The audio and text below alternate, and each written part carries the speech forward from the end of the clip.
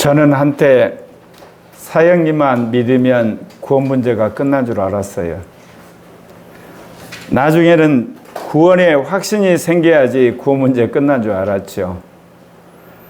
그리고 그 다음에는 이제 성령 세례를 받아야지 구원이 확실히 도장받는구나, 그런 줄 알았어요.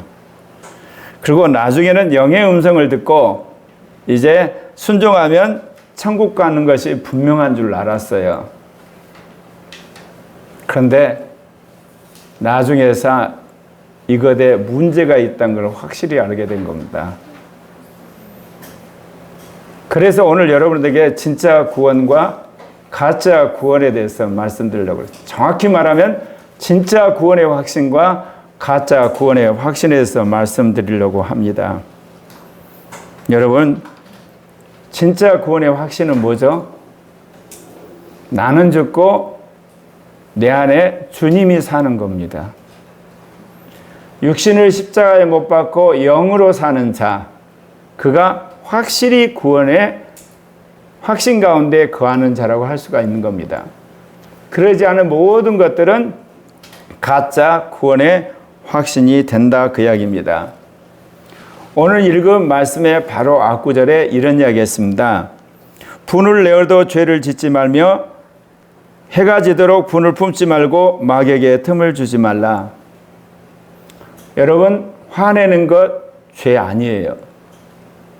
성경에서 죄라고 하는 것은 구체적으로 계명을 어길 때 죄에 들이라고 그런 겁니다. 그런데 이제 그 사람이 화를 낸 다음에 그 화 분풀이로 그 사람을 향해서 욕을 한다든지, 아니면 맥살을 들고 두들겨 패버린다든지, 아니면 허위로 공무를 해가지고 그 사람을 감옥에 간다든지, 이제 그런 짓을 하게 되면 그거는 죄가 되는 겁니다. 그러니까 여러분, 분이 내어도 오랜 시간 그거를 가지고 있게 되면 반드시 죄를 짓게 돼 있어요. 그래서 오늘 말씀에 그 기한이 해가 지도록 분을 품고 있지 말아라. 그렇지 않으면 마귀에게 틈을 주어서 죄를 짓게 된다, 그렇게 이야기하는 겁니다. 주님이 객관적으로 우리를 향해서 죄라고 하는 것과 성령이 우리 안에서 죄라고 하는 건 차원이 다른 거예요. 계시록에 보면 하나님이 복음을 들은 사람들을 심판을 할 때 그 심판에 분명한 기준이 있어요. 우리가 말과 행위로 죄를 지은 것을 심판을 하시는 거예요. 그러면 여러분 생각하기에 왜 예수를 믿는 그리스도인들은 그런 양심에 명하는 바가 아닌 성경과 성령을 통해서 왜 죄를 깨닫게 하시느냐? 그래서 우리는 세 가지가 우리 안에서 죄를 한마디로 말해서 지적을 하거든요. 양심이 하고, 율법이 하고, 성령이 하게 하세요. 그럼 왜 그러냐? 우리를 확실하게 죄로부터 해방을 시키고, 그리고 거룩하게 살고 신령한 자로 만들기 위해서 우리 안에 순간순간 재판을 하시는 겁니다. 그러나 세상 사람들은 양심이 명하는 바에서 그 양심을 거역하게 되면 훗날 하나님의 심판대에서 심판을 받게 된다, 그 이야기입니다. 오늘 말씀에 보면 도둑질하는 자는 다시 도둑질하지 말고 돌이켜 가난한 자에게 구제할 수 있도록 자기 손으로 수고하고 선한 일을 하라. 여러분, 이 이야기는 세상 사람에게 한 이야기가 아니에요. 예수를 믿어서 구원받고 성령을 받고 거듭난 그리스도인들에게 하는 이야기입니다. 그리스도인은 도둑질하시면 안 됩니다. 우리는 도둑질하지 않고 심지어 가난한 자에게 구제하고 열심히 일해서 돕는 자가 돼야 되는 겁니다. 예전에 도둑질을 그러면 물건을 훔치는 것으로 생각하죠. 제가 어렸을 때, 초등학교 때 가장 많이 도난당한 게 지우개였어요. 그 다음에 연필, 필통. 좀 지나고 나니까 어때요? 전과. 너무 가난해가지고 한 반에 저희가 60명이었는데 저하고 교감 선생님 아들만 전과가 있었어요. 그래서 선생님이 시험 본다 그러면 두 사람 주위로 다 몰리는 거야. 그랬던 시절이 있는데 좀 지나고 나서였죠. 좋은 운동화, 아디다스 그런 거 얘들이 훔쳐갔던 시절이 있잖아요. 그러니까 나중에 어때요? 교실에서 핸드폰 훔쳐가고. 근데 요즘에는 그런 거 없잖아요. 왜? 다 핸드폰을 가지고 있으니까. 근데 가끔 이제 가방 가져가는 적도 있지만 아이들은 그렇지만 어른들은 어떠나요? 주가 조작해서 돈을 훔쳐가고 그리고 또한 사기쳐가지고 집을 자기 것으로 가져가고 전세 계약서 완전히 조작해가지고 돈 떼먹고 이런 짓들을 하죠. 제가 지난 주말에 겪었는데 제 주차장에다 다른 사람이 차를 대놨어요. 그래서 제가 어쩔 수 없이 아는 분 주차장에다 제 차를 대놨다가 그 다음날 가서 차를 빼달라고 그랬더니 일이 안 끝났으니까 기다리세요. 제가 그래서 112로 물어봤어요. 어떻습니까? 그랬더니 이 길거리나 이런 그 공공장소에 주차 유발을 놓으면 와서 내 카차가 대번에 가져가요. 근데 사유지는 안 됩니다. 그랬더니 어떻게 하면 됩니까? 그랬더니 민사소송을 하셔야 됩니다. 그러더라고요. 제가 그러면서 우리나라 법 고쳐야 되겠구나. 여러분 주거 침입죄라는 거 아시죠? 이혼한 사람이 예를 들면 허락 없이 집에 들어가도 주거 침입죄고 경찰이 허락 없이 수사한다고 들어와도 주거 침입죄예요. 그런데 주차장에 주차를 하는 것은 왜 주거 침입죄가 아닐까? 그런 생각을 내가 해봤습니다. 여러분 남의 주차장에 차 댄 것도 도둑질입니다. 그런데 문제는 이 물질의 도둑질보다 오늘날은 무슨 도둑질이 심하죠? 지식의 도둑질입니다. 여러분 학교 다닐 때 친구 레포트 베낀 적 있으시죠? 그건 지식의 도둑질입니다. 요즘에 소프트웨어 복제하는 거 그것도 도둑질입니다. 그리고 심지어 박사학위 남의 거 인용 보호 않고 그냥 가져오는 것도 지식의 도둑질이에요. 그리고 특허를 100개 가지고 자기가 돈벌이 하는 거 말할 필요가 없잖아요. 동영상 가끔 가면 완전히 자기 것으로 만들어 가지고 동영상 올리는 사람도 있어요. 그럼 제가 이거 어디서 본 적 있는데 보니까 말투만 바꿔가지고 그 음속 배속만 바꿔가지고 완전히 동영상을 베끼는 거예요. 이거 다 여러분 도둑질입니다. 블로그 있는 글 완전히 캡처해가지고 자기한테 버젓이 오는 거 이거 도둑질이거든요. 근데 우리가 이런 것은 도둑질이라고 생각 안 쳐. 왜 그러냐면 이 유교문화권에서는 책을 숭상을 해가지고 책을 훔쳐다가 보는 건 죄가 아니라는 인식이 지금도 있어가지고 그래서 우리나라가 소프트 강국이 못 되는 거예요. 우리나라가 소프트 강국이 되는 비결 딱 하나가 있습니다. 이 지식 도용에 대해서 엄격하게 한마디로 경찰과 법원이 판결을 내리면요 금방 발전합니다. 왜 그러냐면요 떼돈 도는 방법은 뭐겠습니까? 좋은 글이라든지 좋은 소프트웨어라든지 좋은 영화라든지 좋은 작사를 하게 되면 떼돈을 버거든요.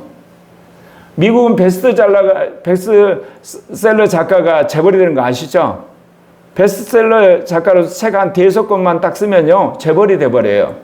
왜냐하면 미국은 지식에 대한 도둑질이 아주 엄격합니다.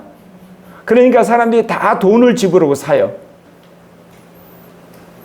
그런데 여러분 진짜 도둑질이 있어요. 무슨 도둑질이요? 권력의 도둑질이요. 거짓말해서 상대를 떨어뜨리고 국회의원 되는 거, 선동이하고 대통령 되는 거, 권력을 도둑질하는 거예요, 여러분. 모략을 해가지고 다른 경쟁자를 선거에서 이긴 거, 이거는 권력의 도둑질이에요. 그럼 그것만 있는 줄 아세요? 하나님 앞에 도둑질이 있어요. 11조고 감사헌금 안 내는 거. 제가 한 이야기 아니에요. 말라기 3장 8절에 사람이 어찌 하나님의 것을 도둑질하겠느냐? 그러나 너희는 나의 것을 도둑질하고 말하고 우리가 어떻게 주의 것을 도둑질을 하였나이까 하는도다. 이는 곧 11조와 봉헌물이라. 너희 곧 온 나라가 나의 것을 도둑질하였으므로 너희가 저주를 받았느니라. 어떤 인간은 11조 폐졌다고 유튜브에 올려가지고 인기를 끄죠. 저주받을 인간이에요. 성경 어디에서 주님이 말하는 율법이 폐한 게 있어요? 없어요, 여러분. 율법은 폐하는 게 아니라 율법은 새롭게 적용이 되는 거예요. 여러분, 모세 오경에 나오는 수많은 제사에 대한 율법은 누구한테서 이걸 다시 재적용되죠? 예수 그리스도의 십자가의 피로. 성경 어떤 말씀도 그 자체로서 폐지된 적이 없어요. 성경에서 남전 여비의 문구가 참 많죠. 그리고 왕권 신수들에 관한 구절도 많고 그런 것들이 있잖아요. 그리고 이방인을 천대하는 구절이 많은데 그건 폐지되는 게 아니에요. 성경의 갈라디아 3장 28절에 보면 그것을 이제 발전시킨 대목이 나와요. 유대인이나 헬라인이나 자유인이나 종이나 남자나 여나 그리스도 안에서 하나라는 말씀으로 그것이 완성이 되는 거예요. 그래서 성경은 시대에 안 맞더라고 칼로 파가지고 없애지 않잖아요. 그 시대에 그건 하나님의 말씀이었기 때문에 그 말씀대로 우리가 인정을 하지만 시대가 바뀌었을 때는 다른 말씀으로 옮겨가는 겁니다. 이게 성경의 독특성입니다. 수많은 사람들이 자본주의 사회에서 11조하고 봉헌 내라면 사람들이 열받잖아요. 특별히 뭐냐? 대형교회 목사들, 인테리 목사들이 그런 소리 해요. 그럼 보십시다. 그 말 그대로 전 세계에 있는 모든 교회가 11조 폐지하고 봉헌임을 다 폐지하면 교회가 존재할 수 있나요? 말도 안 되는 거짓말을 사람들이 인기 끌려고 하는 거예요, 여러분. 전 세계 교회가 없어져 버리는 거예요, 여러분. 자기는 어떻게 해서 수입이 들어오고 자기는 책 써서 강연 다니니까 수입 들어오니까 그거를 뻥튀기 해서 그런 이야기하면 안 되는 거예요, 여러분. 성경에 있는 말씀 함부로 그런 식으로 해석해서 인기 끄는 사람들 벼락 맞아야 돼요. 오늘 사도 바울이 그 이야기 하는 거예요. 도둑질하지 말아라. 그리고 이제는 가난한 자에게 구제할 수 있도록 너가 수고하고 선한 일을 하라. 그렇게 이야기했어요. 그 다음에 뭐라고 했냐. 무릇 더러운 말은 너희 입 밖에도 내지 말고 오직 덕을 세우는 데 소용되는 말로 선한 말을 하여 듣는 자들에게 은혜를 끼치라. 더러운 말의 기준이 뭘까요? 사람을 타락시키고 낙심케 하고 그리고 사람으로 죄를 짓게 하는 모든 말이 더러운 말인 거예요. 너는 안 돼. 그러면서 뭐라고 하면서 딱 저주하는 말. 이거 더러운 말인 거예요. 그리고 온갖 욕을 하는 것. 화를 내서 사람을 완전히 격동시켜서 상대방으로 하여금 죄짓게 하는 것들. 그리고 모욕하는 것들. 그 다음에 다른 사람을 스품에 잠기도록 완전히 그 사람을 코너로 보는 그런 말들. 다 사람으로 하여금 낙심하게 하고 죄를 짓게 하고 또한 더럽게 하는 것. 이거를 더러운 말이라는 겁니다. 그렇기 때문에 오늘 사도 바울이 그 이야기 하는 거예요. 입 밖에도 내지 말라.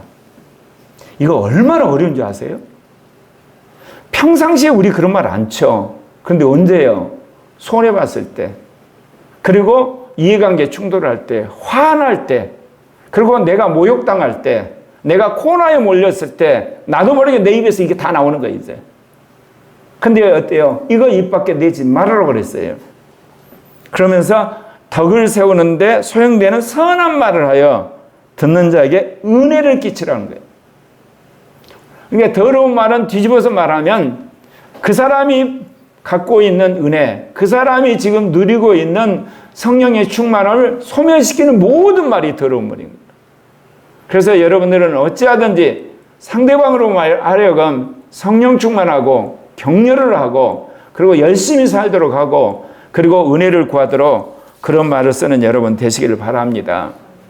그러고 나서 오늘 여러분에게 준 핵심 구절이 나옵니다. 에베소 4장 30절 이건 같이 읽으셔야만 합니다.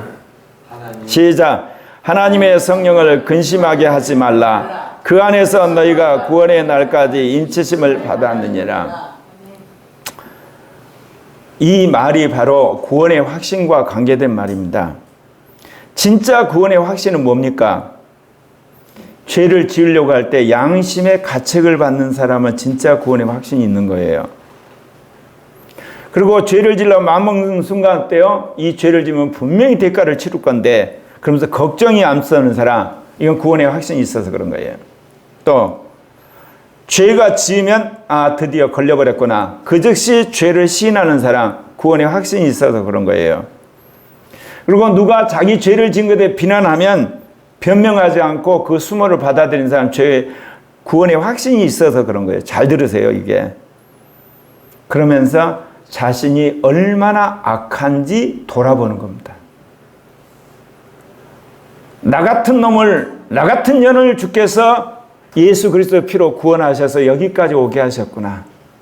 지나간 세월을 돌아보니까 내 기억에는 죄만 생각나는 거야. 선은 어디로 가버렸고 내가 지은 죄만 생각나는 거예요. 그러면서 주님 앞에 면목이 없는 거예요. 이런 나를 구원해 주시고 성령을 주시고 지금까지 붙들어 주신 거, 그게 너무너무 감사한 거예요. 이제 이게 진짜 구원의 확신인 거예요, 여러분. 근데 우리가 구원의 확신이라고 생각하는 거 어떻습니까? 무슨 짓을 해도 어떤 짓을 해도 어떤 상황이 있어도 난 천국 간다고 하는, 그게 가짜 구원의 확신이에요, 여러분. 제가 이 이야기를 차마 못했어요. 왜냐? 맞은지 틀린지를 내가 확신을 못했으니까. 근데 이제는 확실히 말할 수 있게 됐어요. 여러분, 가짜 구원의 확신은 어떤 줄 아세요? 죄를 지으려고 할 때 이 정도 죄를 지어도 돼. 이건 가짜 구원의 확신이에요. 또 죄를 지을 때 나만 짓냐? 다 같이 짓는데 뭐 이런 생각이 있는 사람, 그건 가짜 구원의 확신이에요. 또 이번만 죄 짓고 손 털어야 되겠지, 있다고 생각하는 것도 가짜 구원의 확신이에요. 그리고 죄를 지으면서 증거를 없애보려고 온갖 머리를 굴리는 인간, 이건 가짜 구원의 확신이요. 죄가 탄로가 나면 시침이 뚝 떼고 안 그랬다고 확실히 부인하는 거, 이게 가짜 구원의 확신이 있는 사람이 하는 거예요. 그리고 상대방이 공격하면 상대방의 죄를 들춰가지고 메시지를 이런 비판하는 게 아니라 메신저를 공격해가지고 입을 다물게 하는 거, 역공격하는 자, 이게 가짜 구원의 전형적인 특징이에요. 그러면서 자신이 얼마나 선한 일을 했고 자신이 얼마나 교회에 봉사한 걸 거꾸로 선전해서 자기가 미꾸라지처럼 빠져나가는 거예요. 여러분, 진짜 구원의 확신인가 가짜 구원의 확신인가 한번 생각해 보세요. 물론 진짜 구원의 확신은 어떤 역할을 하겠어요? 나는 죽고 내 안에 주님이 사시는 사람, 육신을 십자가에 못 박고 영으로 사는 사람, 하나님 나라는 말을 사모하면서 그걸 위해 헌신하는 사람이 그야말로 진짜 확신에 따라서 살아가는 모델이 될 수가 있죠. 그러나 우리가 항상 그러나요? 그러지 않을 때가 있단 말입니다. 어쩌면 넘어질 때가 더 많아요. 그럴 때 여러분, 그 수습을 어떻게 하는지에 따라서 진짜 확신을 가진 사람하고 가짜와 구원의 확신을 가진 사람이 판이하게 드러나는 거예요. 여러분이 언제 하나님의 은혜를 받고 근본적으로 바뀌나요? 잘못하고 나서 그 잘못의 뿌리가 얼마나 깊은지, 자기가 지나간 날 얼마나 어설프게 거룩한 죄하고 그렇게 했는지, 잘난 죄 했는지가 너무너무 낯이 화끈화끈 다는 거예요. 그리고 하나님 베푸신 은혜에 눈물이 나는 거예요. 이럴 때 여러분이 바뀌는 거예요, 여러분. 성령이 그럴 때 여러분의 죄를 확 끊어줘요. 딱 육신을 그냥 못 바꿔버리고 옛사람이 딱 벗겨지는 거예요. 주님이 내가 그거를 기다렸어. 맞아. 제가 늘 하는 이야기 있죠. 정말 명문 가문에 태어나가지고 생길 때도 잘생겼고 말도 똑똑하고 가정도 부유하고, 그래서 초등학교, 중학교, 대학교, 명문대학 나와서 좋은 직장, 그러면서 모태신앙 가진 걸 쭉 해서 교회 장로 되고 목사 되는 사람, 그런 사람이 내가 진짜 죄인이라고 느끼겠습니까? 저번에 마이클 조 선교사님처럼 닭 5마리가 전체인 시골집에 태어나가지고 그나마 이게 큰아버지 조카들 5명 와서 9명이 그냥 손 빨고 살던 시절. 그래서 자기는 어때요? 특수 목적고가 가지고 정말 좋은 아이들이 아니라 애들이 거의 학교 안 나오니까 내신이 좋아하고 겨우 흔히들 말하는 겸손한 대학교 들어갔다고 그랬잖아. 그런데 하나님이 그 종을 쓰시니까 어때요? 그 종 인생을 다 때려놓고 미래 세대를 위해서 목숨 걸잖아요. 자기 집도 없고 자기 자동차도 없고 자기 통장도 없고. 여러분, 잘난 것이 여러분 주님 앞에 아무 소용이 없어요. 이 땅에서는 소용이 있어요. 능력이 있는 건 이 땅에서 필요해요. 근데 하나님 앞에서는 필요가 없어요. 왜냐하면 하나님은 그 사람을 거룩하게 만들 길이 없어요. 온전하게 할 수 있는 수단이 없는 거예요. 그 사람을 더욱더 진실하게 만들 수단이 없어요. 왜? 잘난 체 하기 때문에. 그리고 자기 의를 주장하니까. 자기가 괜찮다고 생각하니까. 제가 요즘에 뭐 때문에 씨름하고 있는 줄 아세요? 나라에 대한 걱정 좀 내가 잊어버렸으면 좋겠어. 나라의 걱정이 자기 의가 되어 있어. 내가 수십 년을 나라를 걱정하고 선거 때마다 나름대로 활동을 하고 또 뛰어들었잖아요. 이쯤 되면 이제 손 놔야 되는데 놓지를 못하는 거예요. 딱 보면 나라가 어떻게 될 거 보이는 거예요. 그러니까 어때요? 알기는 아는데 주님이 너 가서 일하지 않으라고 명령은 안 할 것이거든. 모르면 마음이 편하죠. 걱정도 하고 염려도 안 하니까. 나라야 망하든 말든. 근데 보여요 이게. 근데 주님이 못 움직이게 하는 거예요. 근데 그 심리 속에 뭐가 있냐? 어떻게든지 나는 나라를 위해서 공헌할 수 있다는 자기 의가 있는 거야 이게. 미쳐버리겠어 내가. 그래서 요즘에 늘 회개해요. 차라리 몰랐으면 좋았을 텐데 이미 알아버렸었는데 주님이 나한테 그렇게 일하라고 기회는 안 주시고 참으라고 그러니. 그런데 불끈불끈 올라오는 게 뭐냐? 자기 의예요.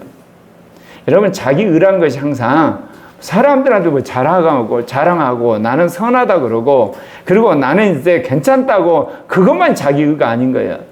하나님이 하지 말라고 하는데 자기가 이것이 옳으니까 이게 바르니까 이게 정말 필요하니까 내가 하겠습니다. 그게 자기 의예요. 내가 하겠습니다. 근데 주님은 너 하지 마. 내 해야지 하나님의 의거든요. 왜? 하나님이 하실 테니까.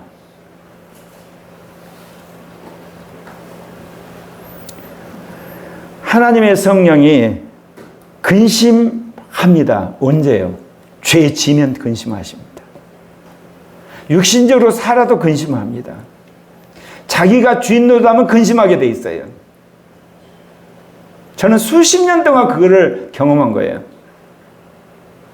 대표적인 게 여러분한테 몇 번 이야기했지만 우리가 교육관 개학하고 나서 딱 개학하자마자 근심이 오는 거예요. 복덕방이 전화 왔어요.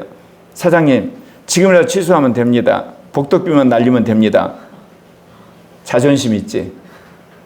그리고 1년 동안 그거 아무것도 못 오고 한 2천만 원 날리고. 근데도 불구하고 내가 실행에 안 온 이유를 알죠. 여러분한테 창피하고 참 미안하지만 잘못한 걸 깨달았잖아요 이제.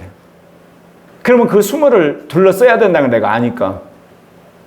왜냐하면 그 사무실이 안 나가는 사무실이야. 그런 게 좀 쌌어. 다행히 1년 만에 나갔지만 말입니다. 뭐를 말하느냐? 성령이 원하지 않는 일을 하게 되면 성령 안에서 탄식을 하시는 거예요. 그래서 대부분 우리가 음성을 분별할 때 뭐로 음성하네요? 영의 생각은 생명과 평안이다. 그거하고 이제 구분하죠. 근데 그것도 안 맞을 때가 있어요.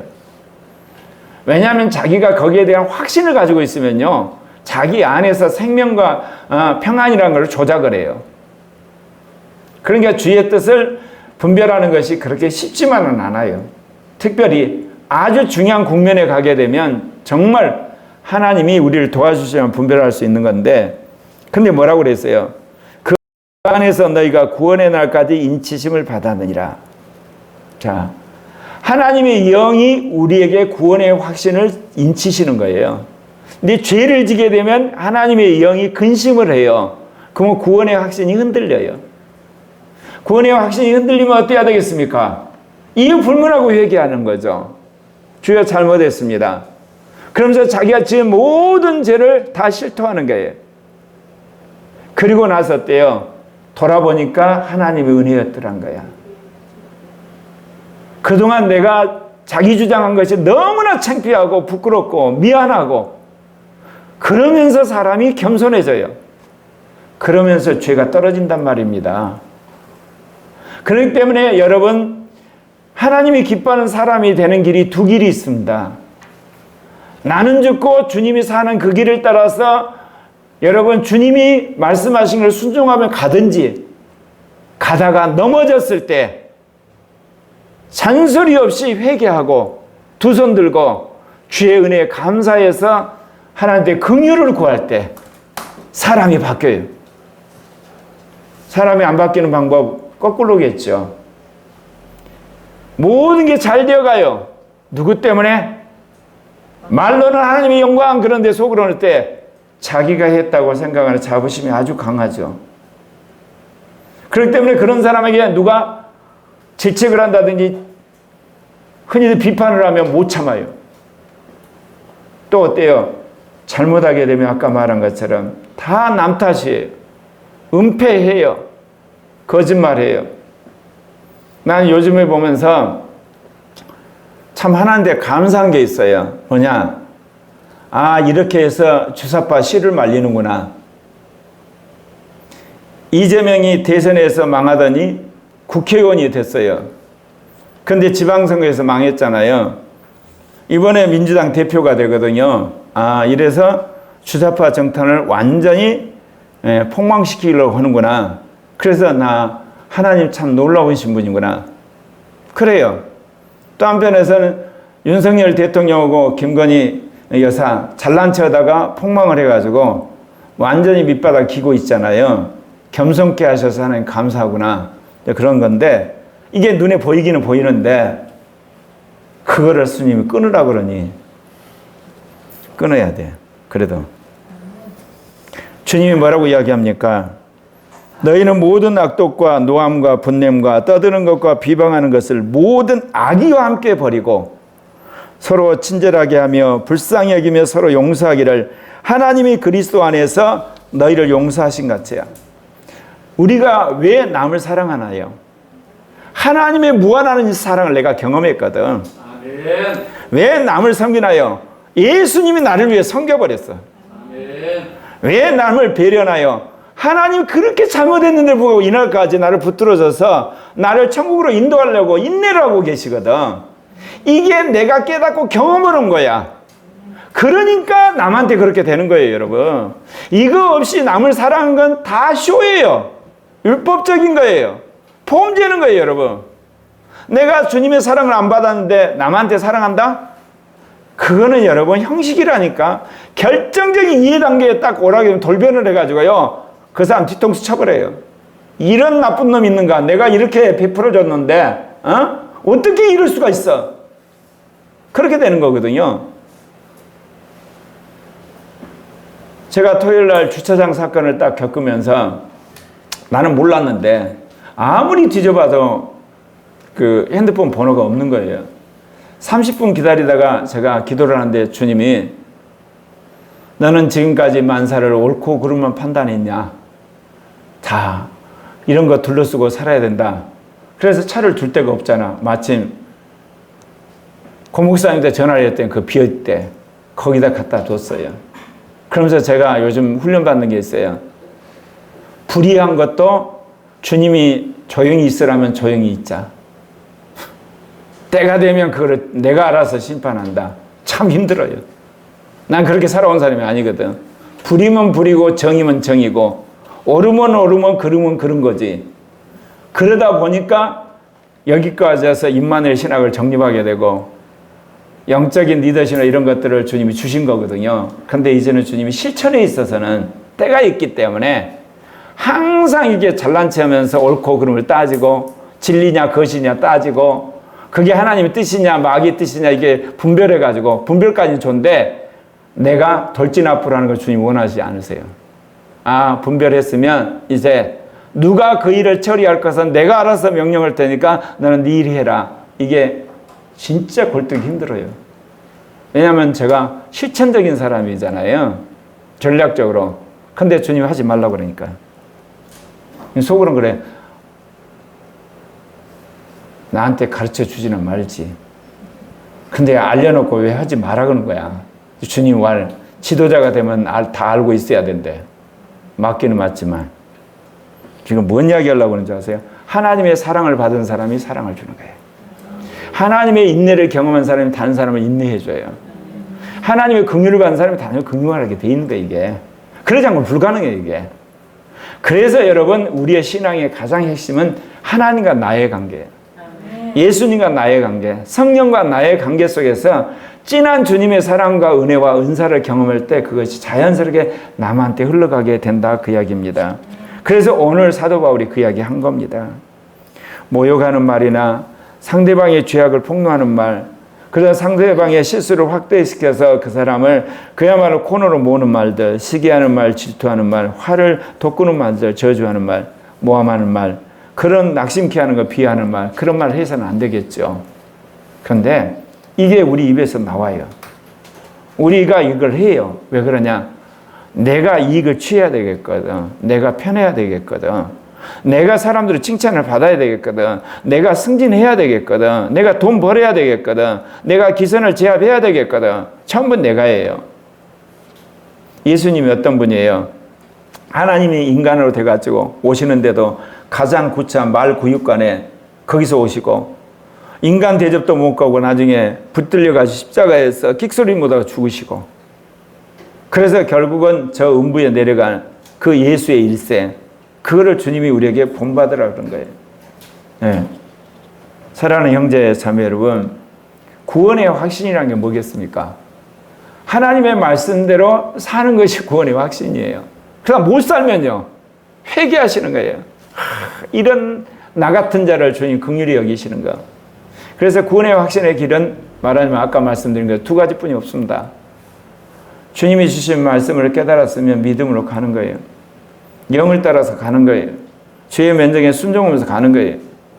그런데 그게 잘 풀릴 때도 있지만 안 풀릴 때만 있단 말입니다. 말을 듣기가 싫어요. 주님이 하라고 하는데 진짜 안에서부터 그냥 거부감이 들어요. 그러면 한바탕 죄 짓고 악한 짓 하고 나서 깨달아지면 회개해야 되는 거예요. 그냥 변명하지 말고 그럴 때 우리가 바뀐다, 그 이야기입니다.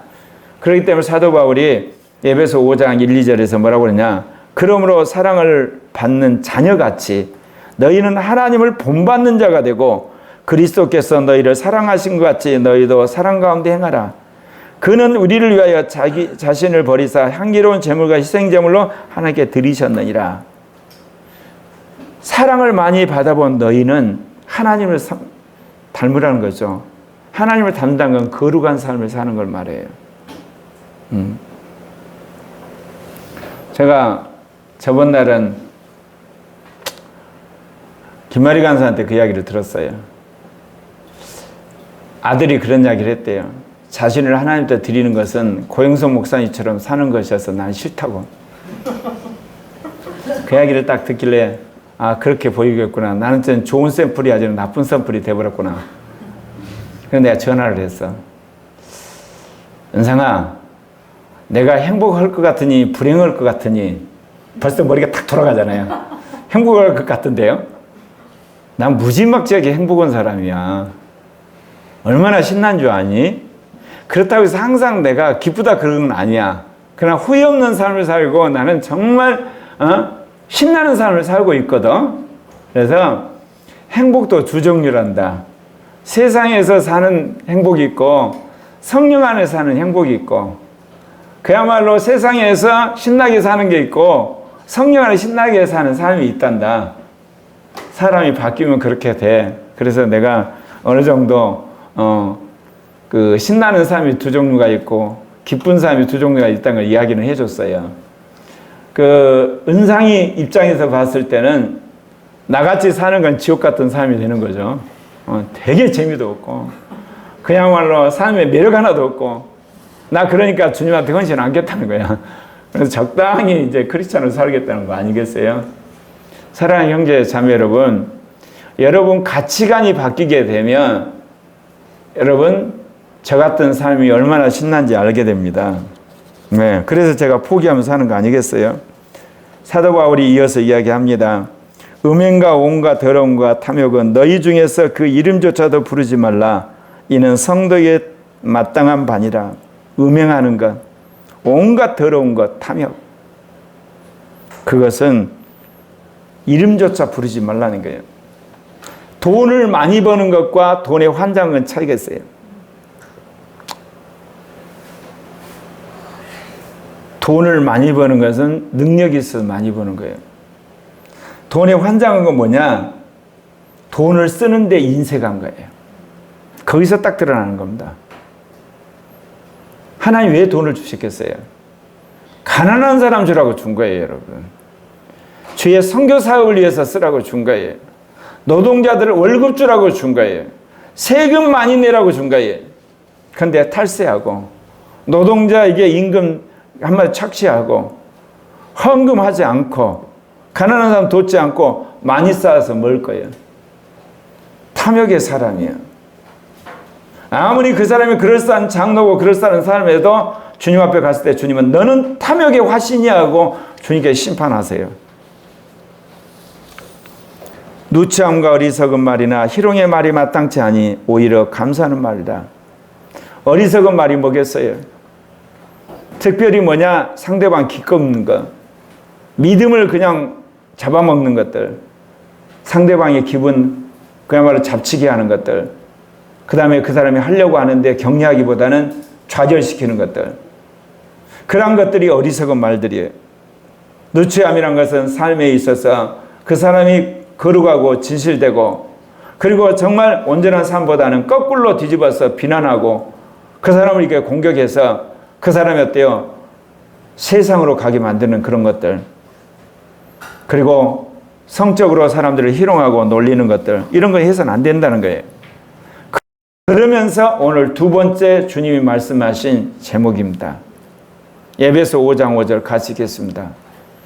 너희도 정녕 이것을 알거니와 음행하는 자나 더러운 자나 탐하는 자 곧 우상 숭배자는 다 그리스도와 하나님 나라에서 기업을 얻지 못하리라. 제가 성령 받고 이 구절을 수없이 읽었어요. 읽으면서도 설마 예수 믿는 사람이 지옥 가겠어? 내 안에서 불하기는 하지만 예수님이 우리 죄를 다 사했다는데 어떻게 해서 이렇게 그리스도 하나님 나라에서 기업을 얻지 못한 거 아니야? 이렇게 나올 수 있어. 그래서 기업을 내가 어떻게 해석했냐? 혹시 이거 상급 아니야? 상급을 못 얻는다는 뜻 아닌가? 그렇게 해석도 했어요. 근데 아무리 봐도 이게 하나님 나라 못 들어간다는 이야기야, 이게. 근데 거기만 있는 게 아니에요, 여러분. 고린도전서 6장 9절 10절에도 있다는 거 아시죠? 불의한 자가 하나님 나라를 유업으로 받지 못할 줄 알지 못하느냐? 미혹을 받지 마라. 음행하는 자나 우상 숭배하는 자나 간음한 자나 탐색하는 자나 남색하는 자나 도적이나 탐욕을 부린 자나 술 취하는 자나 모욕하는 자나 속여 빼앗는 자들은 하나님 나라를 유업으로 받지 못한다. 하나님 나라 못 들어간다니까요. 여기서 말하는 대상은요, 세상 사람 이야기하는 것 아니에요. 예수 믿는 사람을 향해서 하는 이야기라니까요, 여러분. 예수를 믿으면서 이러한 사람이 되면은 지옥 갑니다, 그냥. 이제 분명해요, 제가.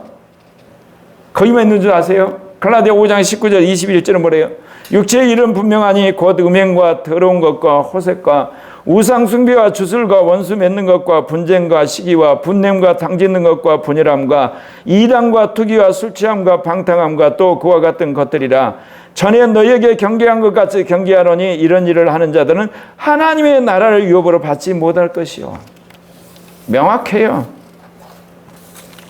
여기만 하면은 이제 그래도 빠져나갈 구멍이 있겠죠. 어떻게든지.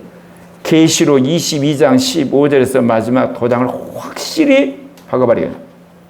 개들과 점술가들과 음행하는 자들과 살인자들과 우상 숭배자들과 및 거짓말을 좋아하며 지어내는 자는 다 성 밖에 있으리라. 새 예루살렘 밖에 있다 그 이야기예요. 제가 이 말씀을 요즘 확실하게 마음에 새기고 이제 이 말씀을 한국 교회 가운데 세계 교회 가운데 전해야 되겠다고 확신을 하면서 제가 정말 주님한테 부끄러워서 회개했어요. 뭐냐,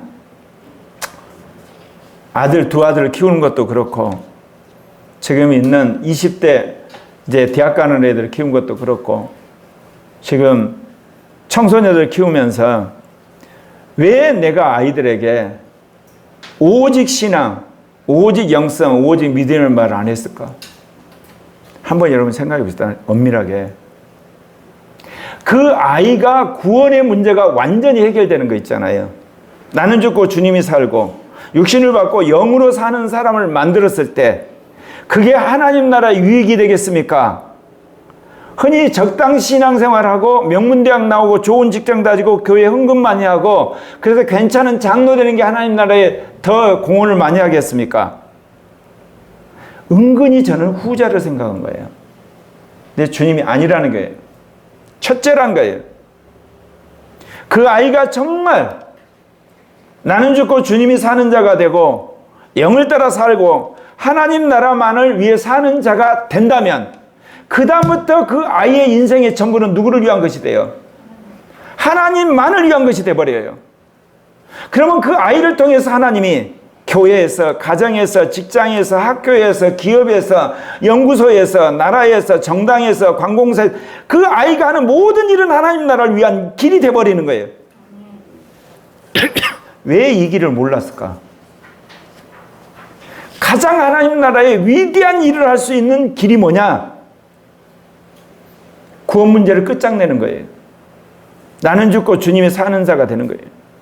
영으로 육신을 이기는 자가 되고 나는 하나님 나라만을 위해 살겠다는 사람이 되는 것. 이게 최고의 하나님 나라의 헌신이란 거. 근데 왜 이것이 나한테 안 왔을까? 내가 그렇게 안 살았다는 거지. 내 안에 부분적으로 육신이 있었어요. 부분적으로 옛사람이 있고 부분적으로 원죄한테 속는 게 있었고 내가 한마디로 세상을 살아가는데 세상을 살아가는 부분이 있었던 거야. 이제 60이 넘어서야 철이 든 거야. 완벽한 철이 들고 나니까 이거 내가 목회 100% 옳게 한 거 아니었구나. 그래서 제가 확실하게 이제는 변했어요. 직장 중요하긴 하지만 그렇게 중요한 거 아니에요. 당신이 정말 이기는 자가 되고 당신이 구원 문제가 끝장이 나고 당신이 정말 성령 안에서 하나님의 자녀라고 도장을 받아서 천사가 함께하는 사람이 되면 여러분 인생 가운데 기적이 일어난다는 거예요. 직장에서 기적이 일어나게 되고 학교에서 기적이 일어나게 돼 있고 그리고 여러분 교회에서 가정에서 기적이 일어난다는 거예요. 그런데 우리는 예수 믿는다고 하는 거듭났다고 하는 호적 하나 올려놓고 삶은 천국 오고 지옥 오고 하나님 편하고 사탄하고 믿음으로 살고 불신앙으로 사는 양다리 개척하니까 하나님 편은 도대체 얘는 나를 위해서 언제나 제대로 살 것인가? 주님이 이 영혼 구원하게 바쁘세요. 이 영혼 어떻게 해서 천국 보낼 것인가? 주님이 너무 바쁘신 거야. 왜? 이걸 잘라내야 되잖아 자꾸. 주님이 경고해야 되잖아. 그러면서 주님이 이제 분명하게 우리에게 말씀하시는 거예요. 여러분 뭐를 하든지 죄와 싸우셔야 돼요. 뭐를 하든지 여러분 육신과 싸워야 되고 뭐를 하든지 옛사람과 싸우고 뭐를 하든지 여러분 세상과 싸워야 되고 뭐를 하든지 죄와 사망의 법과 싸우셔야 돼요. 그래서 여러분 정말 내 안에 주님이 살고 난 죽어버렸고 영으로 사면서 주님 볼 때 너는 이기는 자다 도장 받으셔야 돼요. 그러면 여러분 하나님이 여러분을 쓸 수밖에 없어요. 여러분 가운데 기적이 일어날 수밖에 없어요. 능력이 나타날 수밖에 없는 거예요.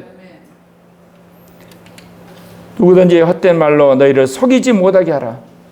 지금까지 교회가 가르친 모든 것 중에 상당수가 뭐냐? 육신적이었던 거예요. 세상의 이야기들. 기만 즐겁게 한 이야기들. 제가 하나 이야기할까요? 오늘 가서요 여러분들 창세기부터 계시록까지 읽으면 시간이 너무 많이 걸리니까 여러분 바울서신부터 저 유다서까지 읽어보세요. 성경의 모든 내용의 구구절절이 뭐예요? 죄 이야기예요. 죄 싸우란 이야기 이제 다른 거 없어요. 부자 되라는 이야기 없어. 너 취직 잘하라는 이야기 없고 좋은 대학 가라는 이야기 없어. 성형수술하라는 이야기 없고 대부분 뭐야? 죄하고 싸워 이기라. 육신하고 싸워 이기라. 그걸 알았는데 왜 나는 목회에 그걸 적용 안 했지? 정말 바보 같은 목회했구나. 그거를 최근에 와서 요즘은 절절히 느끼는 거야. 그러면 여러분이 그런 생각이 있죠. 아, 그러면 우리 학교에 오는 사람 다 튕겨나갈 건데요? 걱정 없어요. 그 중에서 확실한 사람들 세워지게 되면 그들이 대한민국을 뒤집어 놓을 테니까. 그런 것을 보고 나서 사람들이 그 다음에 다시 돌아올 테니까. 아, 저게 진짜 크리스찬의 삶이었구나. 그게 오늘날 21세기 다원화 시대, 글로벌 시대, 디지털 시대, 민주화 시대에 가능하구나, 이게. 그럴 거 아닙니까? 새해부터 그렇게 살기로 작정을 했어요. 여러분도 같이 사십시다. 기도 제목 보시겠습니다. 1. 영과 마음과 양심이 원하는 생각과 말과 행동을 하게 하소서. 2. 스스로 속이지 않고 남도 속이지 않는 진실한 성도가 되게 하소서. 3. 돈과 물질과 탐심을 못 받고 주님의 청지기가 되게 하소서. 아멘. 기도하겠습니다.